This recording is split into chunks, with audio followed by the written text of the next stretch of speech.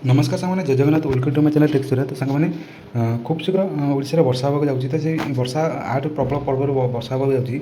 तो सामने वीडियो मध्य कवर करी जो कौ जिला मान आपको जो वर्षा हर संभावना देखा मिले तो वीडियो मध्य पूरा कवर करी जो वर्षा हबार अच्छी केते डिग्री सेल्सियस बसबार अच्छी तो कौ जिला मान यार तापमात्रा अधिक हबार अच्छी तो वीडियो मध्य पूरा कवर करी वीडियो फास्ट पर्यटन लास्ट पर्यटन देखूँ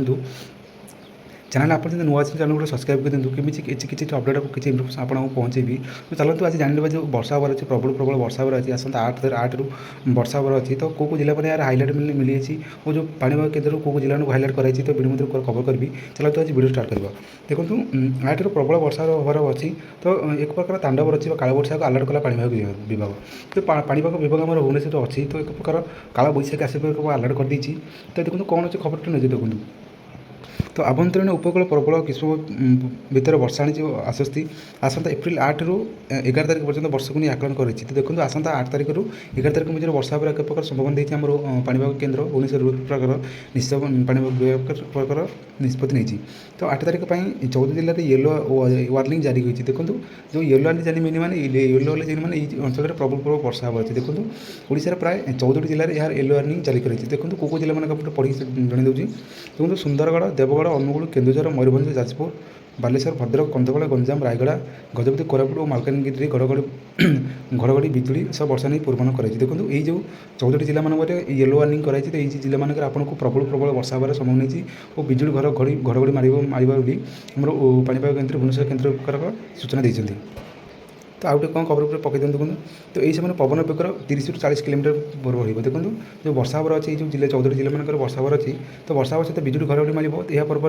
जो पवन बेग तो 30 रु 40 किलोमीटर प्रति घंटा भितर बेग रही प्रकार निर्देश मिल जाएगी तो सेहीपरि 9 तारीख दिन 19 जिला येलो वार्निंग जारी कर तो देखो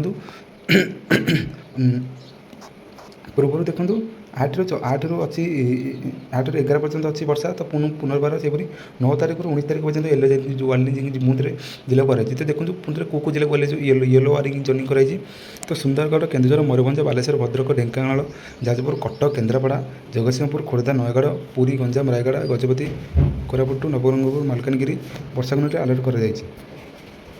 तो यहीपर एप्रिल 10 तारीख में 16 जिला को येलो वार्निंग जारी कर देखो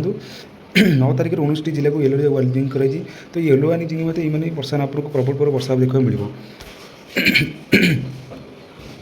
तो गत 2 दिन राज्य में किसी स्थान में तापमात्रा वृद्धि देखा मिली और 40 डिग्री ऊपर 300 रही बेले 700 तापमात्रा 37 डिग्री ऊपर रही तो टिटलागढ़ सर्वाधिक 50.5 डिग्री तापमात्रा रेकर्ड कराई बेले सोनपुर 40 डिग्री 1 और बौद्ध 40 डिग्री रेकर्ड कराई तो आज रविवार और आसंता सोमवार मध्य ग्रीष्म प्रभाव जारी रही आकलन कर पाणीपाग केन्द्र पाणीपाग जो आंचलिक पाणीपाग विभाग एपर निश्चित देखो आसंता 8